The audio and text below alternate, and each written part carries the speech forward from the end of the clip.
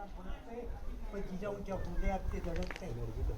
बाणासारखं टोचत असताना राजगडावरनं म्हटलं गेलं, शिवाराने कोंढाण्यावरचं चतुर्थ निशाण खाली करा आणि स्वराज्याचं भगवं फडगा ही श्रींची इच्छा. आणि महावीर रत्न तानाजी मालुसरे, आम्ही मराठ्यांची पोरे नाही भिनार मरणाला, आम्ही मराठ्यांची पोरे नाही भिनार मरणाला. राज आधी लगीन कोंढाण्याचं आणि मग माझ्या रायबाचं.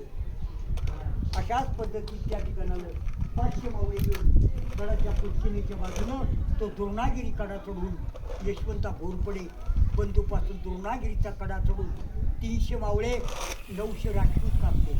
हे मराठे आले, हे मराठ्यांचं साम्राज्य. आणि त्या ठिकाणी मराठ्यांचा इतिहास इथं फुटला आणि मोगलांचा वेढा फोडला. जय भवानी, जय शिवाजी. तोच कडा सूर्याजीनं तिकडनं जाऊन सूर्याजीनं तो परतीचा दोर कापला. वीर या ठिकाणी मरण पावला. दारार तिरकी पडल्यानंतर सैरा वैरा मांजरासारखं सैन्य पळत होतं. सैरा वैरा मांजरासारखं सैन्य पळत होतं. तानाजी मावशांवरती बरबी तलवारीचे वार झाले.